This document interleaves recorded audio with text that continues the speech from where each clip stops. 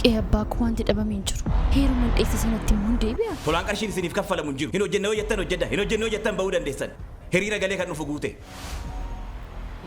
Maal gochaa jirtu? Yoo hojiin kun sitti baay'ata ta'e si jijjiiramuu danda'a tole. Kabaja keessan ofirratti eeggadhaa. Hatattamaan an biirootti si barbaada. Ati eenyu ol waan taateef kanas hin jedhe kan raawwadhu. Waan taafeetu gadi hafa malee wanta tinaan jettee raawwadhu. Akkam akka? Akkasuma. Otoo nuti jirru miidhaan saalaaf qisaasamni humnaa dubartoota irratti raawwatu ittiin fufu. Tokko taanee dura haa dhaabannu. Iddoo hojiitti miidhaan saalaa dubartoota irratti raawwachuun bu'uura seera mootummaa labsii 1156 muraa 2011 keewwata 14 keewwata xiqqaa tokkoon dhorkaadha. Ergaan kun dhaabbata miti mootummaa Safe Generation Development Association isiniif dhiyaate. Ashamaa harka fuunee kabajamtoota daawwattoota Maayaa Show kun sagantaa Maayaati. Sagantaan kun walta'iinsa maltiimiidiyaa Siinqee fi OBN waliin ta'uudhaan yeroo marasaa kanatti kan isiniif dhiyaatu an qopheessuun sagantaa kanaa har'acheetti rafaajiitti. Keessummaan qiyyaa har'aa immoo waloodha. Ammaan dura kitaaba tokko maxxansiisuudhaan uummata biraan kan gahe. Amma immoo isa lammataa eebbisiisuudhaaf qophii guddaarra jira jechuudha. Waltajjii irratti hoggaa inni walaloo dhiyeessu gaawaan biraati. Akkana hoggaan jiru mucaan kun yookaan waloon kun eenyu jechuun keessan ol hedduun keessan kan beektan waloo ximqataa homarraati istiidiyoo maayaatti argama. Nan gammada. Mata duree jedhuun. Nan gammada. Nan gammada jettee jirta. Baga nagaan dhuftee ximqataa. Baga nagaan eegtanii. Qophiin eebba kitaabaa akkami? Ammaaf gaariidha. Haala gaariirra jira. Hayyee. Firii isaa immoo xumuramarra ilaallaga. Hayyee. Walaloowwan kan kee waltajjiiwwan garaagaraa irratti hoggaa dhiyeessitu hedduu kan miidhaguu miira nama harkisuu kan qirqirsan fa'aa jechuudha. Hedduus jaalannaa hedduus kabajnaa yeroo dheeraan booda nuuf deebi'u kan keetiin kitaabaa nan gammada jedhu kanaan hedduu gammannee jirra. Istiidiyoo maayaatti immoo afeerraa keenya kabajee daawwattoota keenyallee kabajuudhaan waan argamteef galatoomiin siin jaa. Isinillee galatooma. Ximqataan yeroo baay'ee akkuma duratti kaasuudhaaf yaale waltajjii irratti mootii walalooti. Akkuma ilaalluun miidiyaawwan garaagaraa irrattis daawwattoonni keenya si ilaaluu danda'an jeetiin abdadha. Akkamitti seentee gara walalootti? Walaloo durri hoggaan ijoollummaa koo sirboota daawwit fa'aa dhaggeeffadha. Sirboota Irpaa Gaanfurii fa'aa Ilfinesh Qannoo kana kanan dhaggeeffadha. Yeroo sana ani yeedaloo isaa fa'aa miti muuziqaa sana fa'aa miti akka isheen itti mana dhooftu sanan jaalladha. Kana jechuun maal akka ta'e wayii gaafan buleetti yaadu kennaa walalootu na keessa jirti natti fakkaata. Sarara 2-3 barreessee gadi ba'ee hiriyaa otoo akkootti dubbisuu eegale. Inni ajaa'ibsiifatu. Akkasii jedheen baazaariin guddaan tokko biyya keenyatti ta'e. Dhimma Leetanaal Koloneel Abdiisaa Agaadhaan wal qabate waa'ee goota kanaallee barreessuun qaba jedheen guyyaa sanadha kan walaloo barreessuutti gadi ta'a jechuudha mata duree guddaa fudhadhe. Bareedaadha. Waltajjii irratti keessumattuu immoo taateewwan dheena ta'an waan waltajjii sanii wal qabatuun dhiyeessuudhaan hedduu beekamta. Namni tokko immoo barreessaa walaloo gaarii ta'us taatee sanii wal qabatee nama hin dhufneefaatu jira. Kan dafee walaloon hin dhufneef jechuudha yaada keessatti. Ati immoo kanaan beekamta. Mee akkamitti walaloon kun siif dhufaa muuxannoon kee maal fakkaata? Hedduu sirraa barta waan ta'eef dargaggeessi biraa kan walaloo barreessuu barbaadu. Akkamseeti ilaali walaloo namoonni tokko amma hojii kan biraan dalaga garuu akka hojii dabalataattidha waa'ee walaloo kan natti himani. Ani garuu akka kennaa waaqni naaf kenne kana uummanni akkana keessatti argee jaallate sana egan argee booddee waan uummanni na keessatti jaallate kana hojii lammataa godheen hojjedhu jedheeni. Hojii dhuunfaas hojii mootummaas hojjedheera.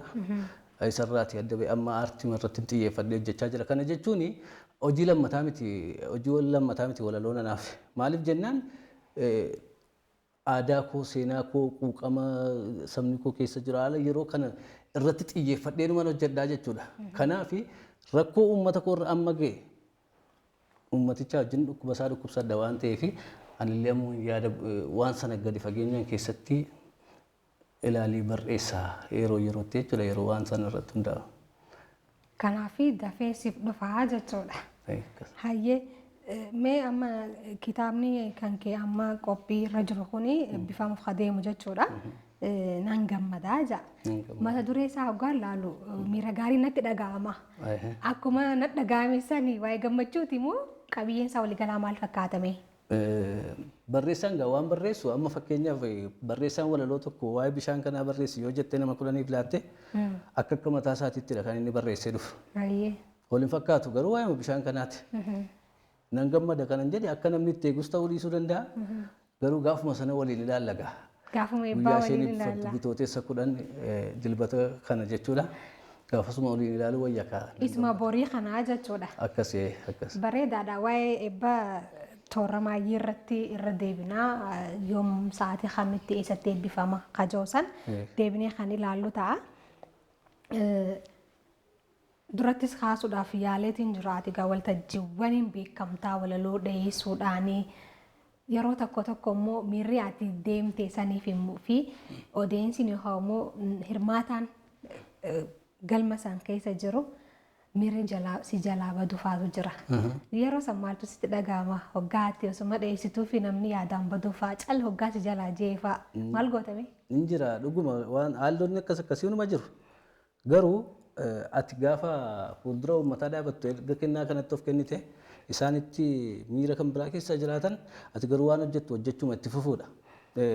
Odoo xiqqoo ishee bulee adeemsa umurii keessa bilchina duukaan dhufinni yeroo tokko mudannoo tokkoon qaban ture.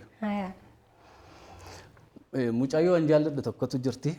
Haaluma ta'een jaalala waliif ibsineetu dhumarra gargar fagaanne wantichi sababi isaa waanuma beekamne gargar fagaanne kadhadhee dadhabeen sagantaa guddaa tokko irratti bahee walaloo dubbisaan jira.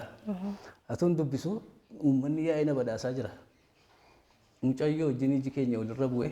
Achuma keessatti? Hafuurumti na cite ilaalle. Hin fudhadhu qilleensa gadi hin baasu hin fudhadhu dubbachuu dadhabeen fiigee ba'e. Sana booda jechuudha. Maali ximqataa? Atuu namni sitti gammadootu gammachiistu akkas gootaa inni rakkoon qabu nan deebi'a jedheen jecha lama qabadee as deebi'e silatuun dubbadhu afaan ni nagoge jennaan hin gidduutti hin ba'ee bishaan dhuge na of galchaa naaf godhaa dhiifama inni silaa fi amma xumurama jedheen itti deebi'e laasii galee maaloodha haalli ani itti walaloo dubbisaa jiruu fi miirri uummanni itti na dhaggeeffachaa jirus hin ta'u yoo ta'e jecha lama uumteetu waan kan biraatti jijjiiruun hin danda'ama akkasii. Tiyaatirii qofa osoo hin taane walaloolee improvaayis gochuu yookaan immoo tasa uumanii daddabaluun ni danda'ama jechuudha. Ni danda'ama akkasii kennaa isa dhugumaa yoo qabaatte jechuudha artistee fi walaloo. Hedduu bareedaadha. Mee kitaaba kana keessaa daawwattoonni hanyaallee si eegan waan ta'eef waan ta'e irra nu buuse. Walaloo mata duree dhibba qabdi. Dhibba keessaa ammaaf kanumatti na jaalladhuuf illee yaadadhu. Riyyaa kee mana jaartuudha galma guddaa. Tokkummaadhaan itti galchuuf maatii hundaa yoo dandeesse cina gorii tumsi malee duubaan raastee jigsuun yaalin yaa qaxalee nuuf qajeeli yaada gaarii qabaadhuuti eebba argadhu abaaramuun gaarii miti beekumsa kennuuf barbaadi fala rakkoo gaafa sana si faarsaati arrabni koo itti. Mata duree tokkodha kun achi keessaa. Walaloowwan mata dureewwan jiran keessaa tokko as keessaa kan nuuf dhiyeessite jechuudha. Hedduu galatoome. Walaloowwan akkamii sitti tolan? Walaloon natti tolu walaloon egaa ayyaanni waan sitti fideedha kanatti barreessitu yeroo baay'ee harkistee waan barreessitu miti yeroo tokko dooktorii amma Ameerikaa jiru dooktor Tafarii Nuguseetu yeroo tokko fakkeenyaaf walaloon ximqataa jedhee mata duree 3-4 fudhate kitaaba weedduu seenaa keessaa. Walaloon weedduu seenaa gaafa bantee dubbistu maal jetti lakkoobsi tokko waan addunyaa kanaa salphisiitii ilaalee jedha. Fayyaa utuu qabanii of tuffachuun maali? Beeki akka ati goote iji qalbii keetii dheeressitee ilaallaan inni arga fagootti dhiistee of jalatti kan yaaddu yoo taate akki ati taatu akkuma of goote. Karaan fuuldura kee baay'ee fagaatullee jabaattee akka geessuuf ciniinnadhu malee hin danda'u jettee laaffisiin ofii ammarraa jalqabii deemsa keetti fufi. Humna kee arraa laaltee hin faarsin kufaatii abdii dhabuun kun gosa dhukkubaatii jetti. Cichoomina kun jabaachuu abdii kutachuu dhabuu jechuudha. Ammallee walaloota akkasiitu parsantii 50 ol wantoota akkasiidha. Onnachiisuu, obsa qabaachuu, ciniinnachuu namummaa irratti hundaa'a walaloon koo yeroo baay'ee. Anilleen hoggaati waltajjii irratti dhiyeeffattu kan miidiyaawwan garaagaraa irraas kan ilaalee kallattiidhaan kan inni irratti argames qabiyyeewwan gorsa fa'aa qeeqa fa'aa gootota kana faarsoo fa'aa irratti xiyyeeffata waan ta'eef so atilleen mala mataa hankeetii yookaan istaayilii mataa hankeetii qabdaa jechuudha. Sana keessatti duraan hoggaa toorawwan jalqaba san irratti hoggaa barreessitu yookaan waloo waltajjii irratti deemtee dhiyeessitu kana ximqataan nama akkana ta'a jettee yaadaa turte? Takka yaadeen beeku. Akkuma namaattuun mana barumsaa tokko jedhee seene isa filattuuf isa yaaddu miti isa keessa keetti jirudha kanatti itti hojjettu yeroo baay'ee haala biyyaa duukaa deemuus yoo dhiisu akkuma namaa baayoloojis keemistiriis jiyoogiraafii kanas barachaa dhuman ture. Daandiin sunirra na baasuurras ba'uun ba'aafaa jedheen barumsa baradhe malee fuuldura namaa dhaabadheen walaloo dubbisaa kitaaban barreessaa siidiin qopheessaa irratti xiyyeeffadhee yaadaan turre. Garuu kennaa kooti waan ta'eef kennaa sana immoo carroomeen waggoota 10 duradha kanan uummata dura dhaabadhe uummanni na keessatti argee harka naa rukute gaafa harka rukutu waan na keessa jiru namni ni jaallata jechuudha jedheen. Hayyee kabajamtoota daawwattoota Maayaa Shoo kun sagantaa Maayaatii walta'iinsa maltiimiidiyaa Siinqee fi OBN waliin ta'uudhaan yeroo marasaa kanatti kan isiniif dhiyaatu ispoonsariin sagantaa keenyaa Safe Generation Development Associationidha. Turtii muraasaan booda immoo walitti deebinaa jechuudha.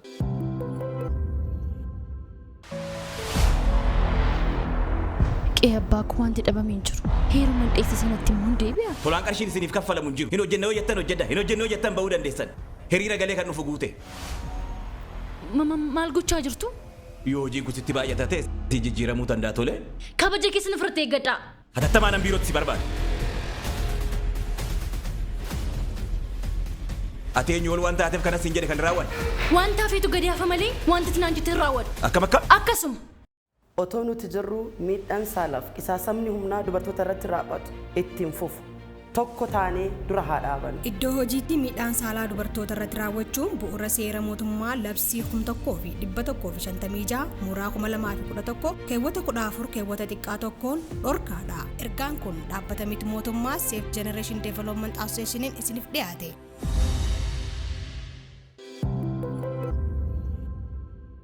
Namni haama kitaaba biraallee ni dubbisaa, walaloowwan namoota biraallee ni dhageeffata.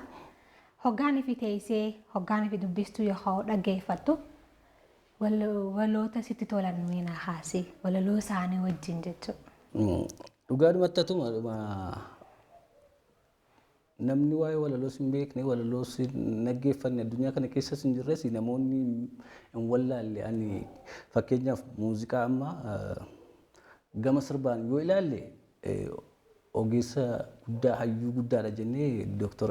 Artist Alii Birraa lubbuu isaanii Rabbiyaan amaaru sana fakkeenya fudhannaa achi ga'uun dhaloonni achi ga'uun jira isa dhumaa wayii nutti fakkaata si galee Dr. Zalaaleen Magarsaadha gama walaloodhaan kan natti fakkaatu anan yoo hangamillee yaallee hojiin isaanii fixanii waan ta'an wayii natti fakkaata wantoota nu fuulduratti jaarraa meeqa fixanii yaadonni isaanii isaanii dhaggeeffadhaa. Akkasumas hiriyaa addunyaan aartiidhaaf oromummaan waliin nu fidee Lataa Qana'illee jira gaa. Lataan Qana'is walaloota isaas nan jaalladhaa nan dhaggeeffadhaa. Waloo Useen Dabalaa kana Useen Dabalaa jechuunis nama jabaa duubaan ani ittiin dhaadadhudha. Kumaan safaraa fa'aa kunillee numa jiru akkas. Waloo Lataa Qana'ii hoggaa haastu waltajjii wayii irratti waliin hoggaa hojjettan waan isin argina fakkaata. Akkas jira. Akkami barreessitoonni keessattuu walaleessitoonni lama waltajjii tokko irratti hoggaa dhufan akkamitti wal hubatanii hojjetu? Akkam beektaati kennaa isa dhugaa yoo ta'e hunuma wal hubata namni. Kennaa sana kabajuudhaaf wantooti ani hundumaa jechuudha. Kennaa sana kabaja yoo ta'e namni kennaa sana kabaju gaafa ol argatu akkamitti kennaa rabbiin nuu kenne kanaan waan saba keenyaa hojjenna jenneeti miniree kan dhiphannu. Akkuma ta'ettu Lataa wajjin baay'ee ol hubannee waliin bullee xiqqoo isheellee egaa Lataan jalqaba foddaa televezyiiniidhaan na argeeti yoomin akka ximqataatti jira innillee interviyuu garaagaraa irratti yaada kanan kaasa kitaaba koo duraa irratti illee barreesseera.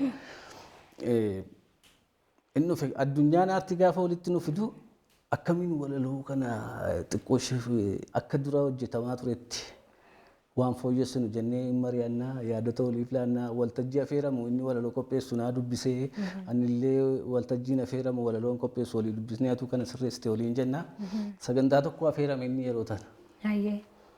Sagantaa sana gaafa affeeramu amma gaa lataatu walaloo dubbisa gaafa jedhamu beekamaadha miti as ba'aa maayikii qabatee jechuudha. Xiqqoo ishee waan kaleessa baratame irraa sana waan gochuu yaallee amma sagantaan kan walalooti walaloo kanaa kan nu dhiyeessu lataa qana'ee aagaa gaafa jedhamu manni lataa egaa kan duubaan achi as ba'e yeroo tokko tokko inni waamamee afee inni waamamiin dhufaa eessaa duree sindaraa yoo narra faayideen as ba'e jechuudha. Lataadha jedhamee lataa miti kan dhufe anadha. Guyyaan immoo ayyaana ximqataati immoo ximqataa dafaa lataan afeyyuu ani ximqataan baga ayyaana ximqataa geessan jechuu dhufeera jedheen akkasiin ba'ee sanaan booda lataan as dhufee. Asuma irratti egaa ximqataan kun kaa'ee maqaan kan kee hone gaafa ximqataa dhalatte haati akkamitti ximqataa sii baasan? Hiriyoonni koo baay'een guyyaa dhalatan hin beekani. Bara dhalatanis hin beekani. Ancarroomee garuu amajjii 11 dhaladhe guyyaa ayyaana ximqataa jedhama nu biratti ayyaanni suni. Ganama sanan dhaladhe jechuudha taabotni laga bulee gaafa ol deebi'u an dhaladheera ximqatanaan jedhan. Kanaaf haamsi maqaa keetillee ayyaana sanii jechuudha. Akkasii. Akkami amma aartii qofaan jiraachuun haala qabatama jiru kana wajjin maal fakkaatame akkamitti argatte?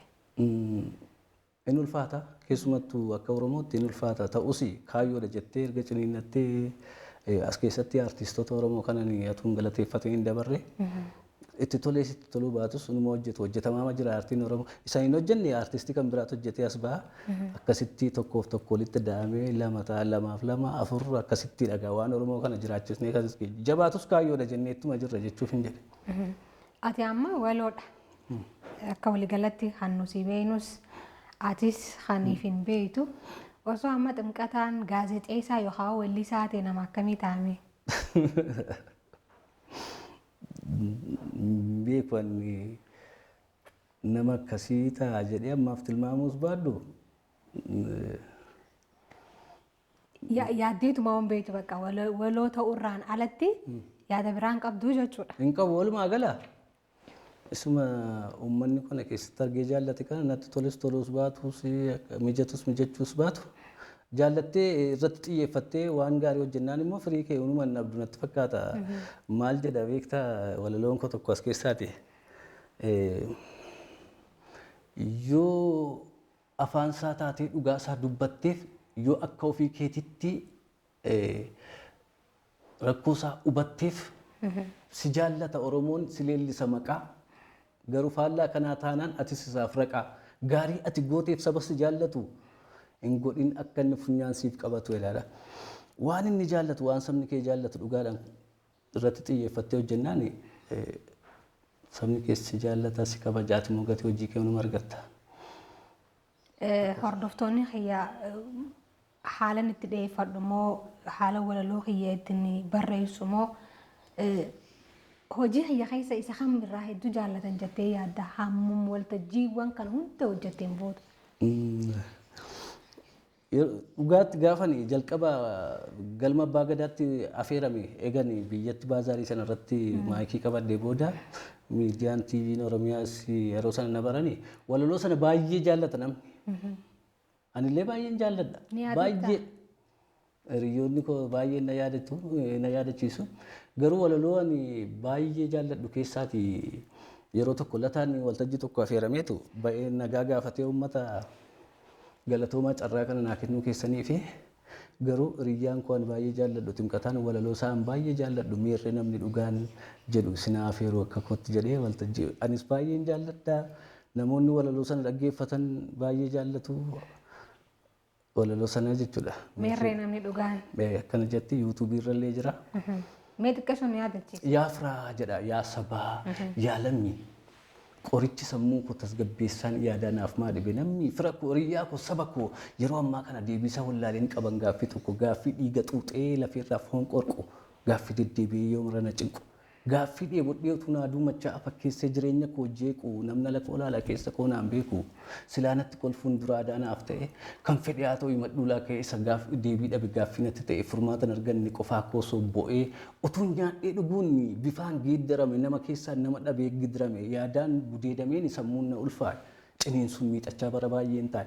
Baasee himachuuf waan injiila qaba dhoksus keessa kootti naaf ta'e dhukkuba yaa waaqa na milladhu argine ilaalee atis na dagannaa yoo sabdiin koo maali namni namaaf jedhee buutannaan namatti nafuraaf rakkoo koo himadheennaan itti utuun afaan banee eeggadhuu firii isaa namnoo rakkina kuwaasee mukuuttiin ol baasaa dheeraadha yuutuubii irra jira. Dheeraadha hedduu galatoomii yeroo hedduu ximqataan miira isaa dhoksuu hin danda'u jedhan waltajjii irratti soggaa bahu miira naannoo sana qawmoo yeroodhaan wal qabatee jiru san dhoksuu hin danda'u jedhan. Anilleen immoo laaluudhaaf yaaleetiin jira miira hankee kana dhoksuus akka hin dandeenye sanuma keessatti waltajjii irratti soggaa dhiyeeffattus durattis kaasuudhaaf yaaleetiin jira taateewwan naannoo san jiran wajji wal qabsiifta. Akka milaata kun dhiibbaa sitti hin finne. Qaba dhiibbaa qaba. Ani yeroo baay'ee gaaffiif deebiinaaf godhamu miidiyaalee irrattis ta'e hiriyoota koo wajjin gaafa naasoo barreessaa ta'uun barbaadaan barreessaa jechuun barreessaa isa dhuguma. Isaa haala fakkaatee kallattii qabaatee asiin kana asiin akkas godhi jedhan sana odoo hin taane barreessuma dhuguma kennaa naa kenname kanaan ergaa dhaloota fakkeenya weellistoonni baay'een barreessitoonni baay'een Dr. Zalaalemaan jedhu amma dhiyeenya kana koronaan dhufe. Du'a gurraacha walaloo inni jedhee waggaa meeqa dura barreesse akka waan nama koronaaf barreessetti dhaggeeffatamu. Mitiire barreessaa akkasii waloo akkasii ta'uun barbaadaan sii galee. Wanti nuti waggaa 10 dura barreessinu haalli siyaas dinagdeen wantoonni biyya keenyaa kun baay'een isaa wal fakkaata waan ta'eef har'allee haaraama akka ta'a. Barreessaa akkasii ta'uun barbaada. Waan dhugaa tokko irratti xiyyeeffattee gaafa barreessitu miirri namni dhugaan yoo tettee walaloo dubbiste anaan jechuu barbaade yeroo namni fuula sitti guura. Kun immoo amma hubatanittidha. Amma hubatanitti simiidha beektaa. Wantoota naquun namanis baay'een jiru. Amma yeroo tokko maqaa koodhaan walaloo asii gadi barreesse ximqataa kana gaafa barreessitu jalqaba qubee xaa barreesseen maa asii gadi barreesseen xaa xombora dukkanaa ibsaa saba kootii maqaa fi jiraadha qaa qoonqoon uumaa miti adeemes dadhabu taa tiradhee suutuma abdii ta'uun sabaaf anaaf kaayyoodhuma ani ximqataadha takka natti tolu takka rakkataadha rakkachuu bal'achuus yoo ta'e cirraan koo lammii jiran keessaa lakkoobsaan tokko mootummaatu na busha mootummaaf hin bula jaalala biyya koo dirqama lammummaa misoomaaf nan duula dirqama koo ba'een mirga koo falmadha kanan godhu taanaan yoos maaf hin baradhe maafinis baradha saba koof dhaladhee eenyuuf hin jiraadha hundiisaa jabeessine utubaa dhaabbadha nyaachuuf hin jiraadhu jiraachuuf hin nyaadha yoo lubbuun jiraadheen biyya koof hojjedha isinoo nyaachuuf jiraattu moo jiraachuuf nyaattuula. Jiraachuutiif nyaadhaa nyaachuuf jiraachuun kun dhaloota awwaalaa hojiirra naaf oolshaa ergaa koo ishee kana yoo nyaachuuf jiraattan ilmaan hin horinaa yoo nyaachuuf jiraanne waan kaa'in dabarraa isheen bor maal nyaatti maal sammuu olmaan irraa jedheen dubbisa walaloo. Dhimma koon dhaamsa koo dabarsaa jira miira koo keessa galee jechuudha. Abbaan qubatti qabaa jiru iyyuu hin beekan. Isinoo gaafa hin jedhu namni na duukaa ba'ee maal sila qubuma natti qabdeema jedhu jira asii galee.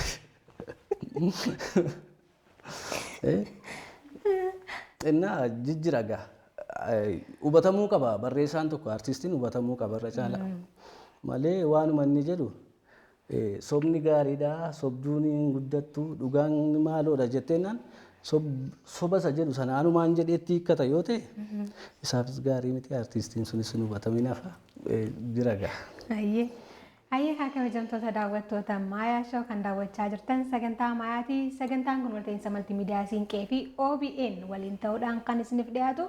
Keessummaan kiyyaarraa waloo ximqataa homarraatii kitaaba isaa haaraan nan gammada jedhu boroo kan eebbisiisuuf deemu wajjin sababeeffachuudhaan istiidiyoo Maayaatti argama. Muuxannoowwan waltajjii irratti isa qunnamee nu haasofsiisu jiraati. Hedduu irraa barachaa akka jirtan abdii guddaadhaan qaba. Qopheessuun sagantaa kanaa Rashad Tarrafaajjiitti. Ispoonsariin sagantaa keenyaa ammoo Safe Generation Development Associationidha. Galatoomaa jennaanii turtii muraasaan booda walitti deebina.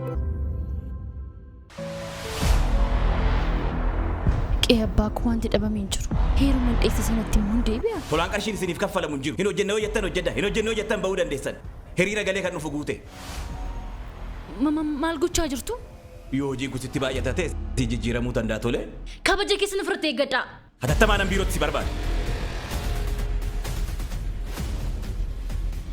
Ati eenyu ol waan taateef kanas hin jedhe kan raawwan. Waan taafeetu gadi hafa malee wanti tinaan jettee raawwadhu. Akkam akkam. Akkasuma. Otoo nuti jirru miidhaan saalaaf qisaasamni humnaa dubartoota irratti raawwatu ittiin fufu. Tokko taanee dura haa dhaabannu. Iddoo hojiitti miidhaan saalaa dubartoota irratti raawwachuun bu'uura seera mootummaa labsii 1156 muraa 2011 keewwata 14 keewwata xiqqaa tokkoon dhorkaadha. Ergaan kun dhaabbata miti mootummaa Safe Generation Development Associationiin isiniif dhiyaate. Hayyee ximqata fakkeenya godhachuudhaanii karaa tiiviidhaanis ilaalaa waltajjiiwwanaati iddoowwan magaalota hedduu irratti hirmaachuudhaan hoggaa ati dhiyeessitu yookaan perform gootu silaalanii fakkeenya si godhachuudhaan walaleessitoonni hedduun si booda bahanii jiran. Kanaati beekus kaninaan beekus jechuudha kabiyyii beekus. Kasi caalaa ammaan tana hojjechaa jiranis ni jiran. Akkasiin haatilleen itti gammaddu jechuudha. Mee maaltu sitti dhaga'ama? Baay'ee natti tola. Baay'ee jechuun ammallee kaayyoon itti jiru akka ximqataatti jedhee namni addunyaa walalootti dhufe inni jira. Amaanyaa faroo jira waloo barreessaa Oromoon baay'ee jaallatu tokko jira. Wallee sirbuu dhufe magaalaa. Sirboota 2 fi 3 akkana baaseera. Gaafa qaamaan wal arginu waan inni naan jedhe tokkotu jira. Ani sirbuun dhufe jedhe. Walaloo akka namni dhaggeeffatuuf akkanatti walaloon hojjetamuu ni danda'a jedhee kan irratti xiyyeeffadhee walaloo jalqabe sirraa ilaaleeti jedhee. Isa malees inuma lataama dabalatee jechuudha. Useen dabalaa jiru kuma safaraafaa kuni waltajjii irra ba'anii warra nama naasisan jechuudha. Bakka iftoominni isaanii miirri isaaniitti walaloo dubbisan yaadota isaan filatan kun inuma jira. Kaayyoon koos kana arguu ture akkuma an Dr. Zalaalamiin dhaadachaa jiraadhu gammachiis shakkaafaan dhaadachaa jiraadhu dhaloonni baay'atee Harargeedha, Wallaggaadha, Shawwaadha wal ga'ee waltajjii walaloollee ji'a ji'aana ta'u akka qophaa'ee irratti carraa ba'uu argatan hin barbaada. Baay'ee nama gammachiisaa jechuudha namni fakkeenya si godhatee gaafa ka'u. Hedduu bareedaadha. Najjoo dhalatte. Najjootti hin dhaladhe. Akka isaa onnee dhabus biyya Leetanaal Koloneel Abdiisaa Agaa gooticha addunyaan beektu achitti hin dhaladhe. Ijoollummaadhaan ximqataan nama akkamii ture? Ni yaadatta? Nama akkamii ture jedha nama akkasiin ture jedhee of ibsuun hin ulfaata gaa namni. Har'a gaafa garuu arooma haasofnu gaaffii haasaa namaa keessatti gaaffii hangaafa dhufaa akkuma tabiisaa hiriyoota maaloo attamuu nama guddaa turte laata joomlummaa keetti naan jedhu. Ani beeku. Dura akka nama guddaa turte. Akka nama guddaa jechuun maal lola beektaa? Gaaffii dhuguma namni nu gaafata jedhanii yaannatuma isaanii gidduutti akka jechuun keessatti turte kana jechuun maaloodha afaan jedhaa. Akka namni waa keessa waa barbaadu akkasumas nama waa seejjee xiinxalee ilaalu waa qalbeeffatu nama akkasii turtee jechuudha. Hayyee amma walaloo ifiif ni barreessita. Ati hoggaa dhaleessitu immoo namni kaan irraa barataa ni bashannanaa. Ati ifii hankeetiif maaliin bashannantame? Anuma walaloo barreessuudhaan ni bashannana. Barreessu akka fedhe cinqii kam keessa jiraadhu rakkoo jireenya dhuunfaa waan barbaade tokko guyyaan itti waa'ee walaloo yaadina oole tokko hin jiru. Guyyaan iskiriiptoo of harkaa dhabee waraqaa of harkaa dhabee hin jiru. Waltajjiis qabaadduus dhaboo yoon barreessuullee baadhe waa'ee walaloo yaaduun qaba yeroo murtaa'eef isatti hin gammadaan. Amma gara kitaaba kee bor eebbifamu kana nan gammada. Tideebina.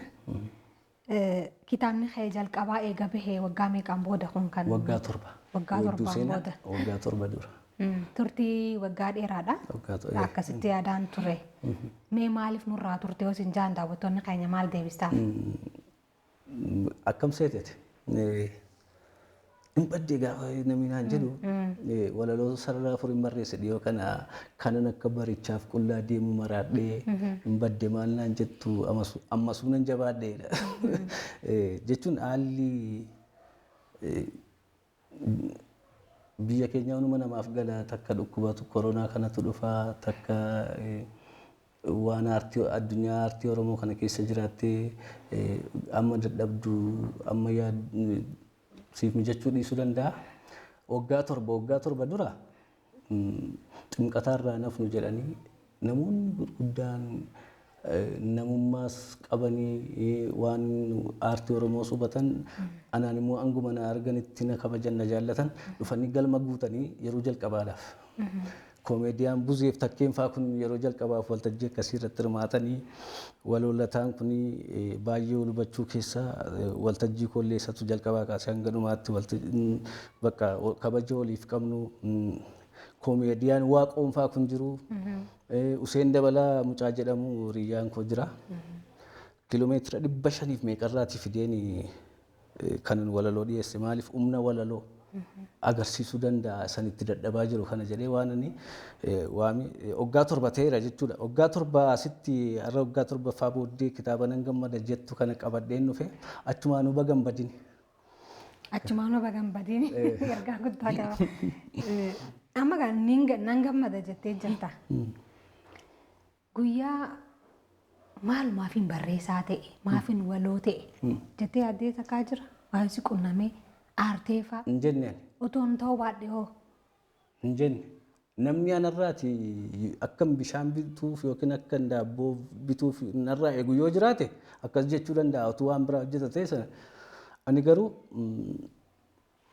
walaloon anaaf akka lilmeeti beektaa qaama dhiitee si dhukkuba si kulkulaa lilmeedhaan buruqsitee hafuura baafattaa dhiita yaadaa kana wantootaan gaddatti obsu. Yaada koo ittiin ibsadhuudha walaloonnaaf takka gaabbeen beekoon addunyaa kana keessa jiraachuu koofi. Waloodhaaf maaltu ka'umsa ta'uufii qaba jettee yaadda waloo tokkoof?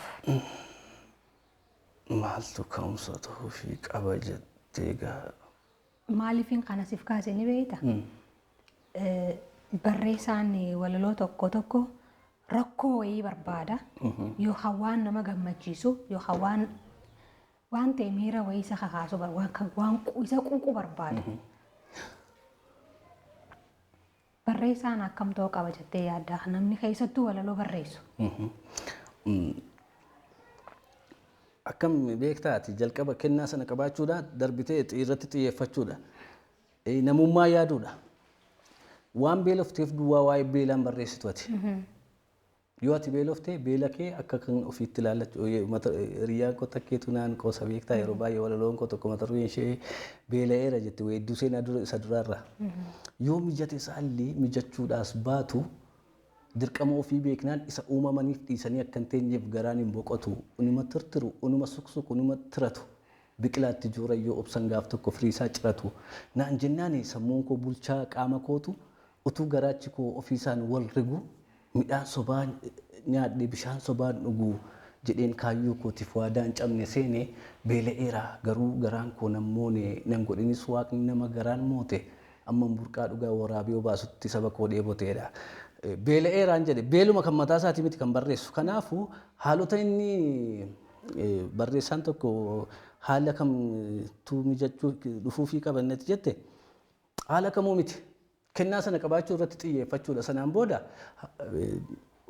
rakkoo nama kan biraa akka kan keetitti barreessitee ibsuu fi dandeessaa ittiin namooti rakkina akka obsanii gammachuus haa ta'u akkasuma malee haaloti wanti barbaachisan waan jiru natti hin fakkaatu anaan.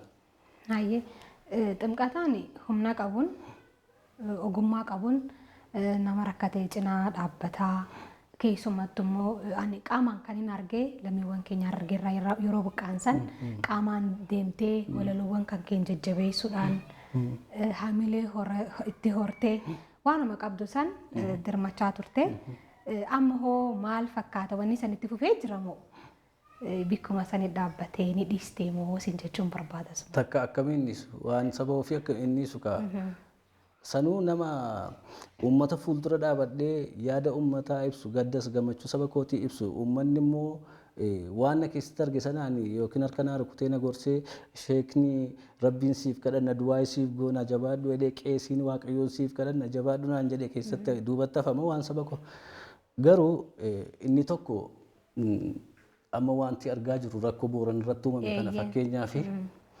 namoonni haalota mijeessanii waan uummanni walitti kuusanii isa ta'u abbaan qabeenyaa tokkoof lama ispoonsar godhaniin qaamaan dhaqanii achitti argamanii gargaaranis jiru. Sana isaaniif dhibamuu koodhaa fi yoo naa danda'ame akkuma yeroo Harargee sana uummata Harargee irraa buqqaan sana dalloo mannaa eessa deemnee dubbisnee maal jenne sana anis haala sana onuma naa mijatee nan yaala garuu deengaddas walaloo haala uummanni keenya Booranaa irratti ga'ee jiru hojjedheen ture suur-sagalee tokko agartaka Oromoo waan Booranni ta'e aayyuu du'aaf wargamtu dhiira gamtee fi boo'e argi takka Oromoo waan Booranni ta'e gartokkee qaama keetiitti guyyaan dukkanaa jedhee kan hojjedhee jira.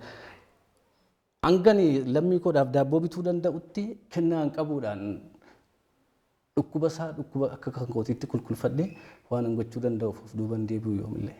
Hayyee artistoonni hayyaas qaamoleen garaagaraas rakkoo mudatee kanaani bira dhaabbachuu jiranii wal bira dhaabbachuun kun aadaa keessumattuu yeroo ammaan kana kan duraanii caalaa Oromoon wal bira dhaabbachuu qaballee waan ta'aa jirullee hedduu nama gammachiisa.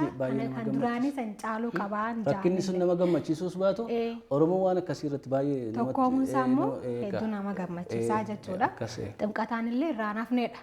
Bakkaan jirutti yaadaanis irraa hafneedha. Hedduu galatoomi. Nan gammadaan gaa boru zaa 8 irraa eegalee isatti eebbifama. Galma giddugala aadaa Oromoo saa 8 irraa eegalee bakka namootni gurguddaan geggeessitoonni biyyaa abbootiin qabeenyaas na hubatan aartii Oromoo jaallatan kun unuma argamu jedheeni anis sagantaa keessummoonni koo dhufan bagan dhufe boo jedhanii gammadaa galani malee lammaffaan nuuf akka jedhan odoon ta'an waggaa 7 dura akkanitti sagantaa qopheesse agi beeku ni beekatis numa beekta ammallee akkas ibboo sagantaan akka jedhamutti hanga humna koo keessummoota koo gammachiisee nagaan geggeessuudhaaf qophiitiin jira. Kitaaba nan gammadaa kana namni dhufee bitachuudhaaf ol saamuu qaba. Dhugaa booda gaabbuurran jedha. Jechuun hojiilee waggaa 7 na harka turanidha. Kitaabitti namni mataasaa dura kaatee ganama isa ta'u galgala yeroo sii tokko dubbisee gadi ba'uudhaaf bitachuu qaba. Qophiilee aartii Oromoo humna walaloo mul'isan walellistoota itti amanuuf ittiin dhaadadhu na duubaan illee dhufan kana humna walaloo mul'isuu danda'an jedhanii fi sagantaa bashannanaa garaagaraa qopheessee jira. Yoo dhuftan hin gaabbitanii walirraa nafnuun jedha gama koodhaan. Kanaafuu hundi keessanuu affeeramtanii jirtanii boorsaa 8 irraa eegalee giddugala aadaa Oromootti magaalaa Finfinnee. Magaalaa Finfinnee Nuura Oromiyaa akkasitti walaloon koo tokko akka waan Finfinneen samiirraa gad buutee akka waan Finfinneen biyya abbaan qabnee taatee akka waan hin beeknee utuma beekanii dhugaa waaqni beeku dhugaa lafti beeku dalgaa qaaqanii Oromoof Oromiyaa wal wallaalchisuu yaalanii sabni dhugaa qabu hin kutatu abdii abadan jedhee Oromoon Finfinneen abbaa qabdi jedha. Asirra jirti dheeraadha. Hedduu bareedaadha. Finfinnee tola garraa galma giddugala aadaa Oromootti. Hayyee beellamni keenya boorsaa 8 irraa kaasee giddugala aadaa Oromoo magaalaa Finfinneetti haa ta'u nan gammada. Nan gammada. Gammachuudhaan eebbisnaa jechuudha. Eeka gammachuudhaan nan gammada gammachuu ani gammadu kan ammoo hundumtuu akka ofiisaan jechaa jirutti anis nan gammada jedhee gammachuun kan waliin nuuf haa ta'u. Hayyee hedduu galatoomii milkaa'insiin ja'a. Hayyee isinis galatooma. Fuulduraaf waan kana caaluun sirraa eegaa hedduu galatoomiin siin ja'a maqaa daawwattoota Maayaa Shoo'in. Hayyee isinillee galatoomaan jedha. Keessumaa na gootanii uummataan jaalladhuuf uummata na jaallatu duratti maalitti akkan deemaa jirullee ifanaa gochuu keessanii fi isinis jabaadhaan jedha. Hayyee kabajamtoota daawwattoota Maayaa Shoo turtii keessaniif hedduu galatoomaa hanga ammaan waliin turtanii Maayaa Shoo daawwachuu keessanii galatoomaa horaa bulaan isiniin ja'a. Maayaa TV Show YouTube keenyarraa subscribe like share gochuudhaan cina akka dhaabbattan gamanumaan isin affeera hamma torbaanitti torbaan gaariin isin ja'a.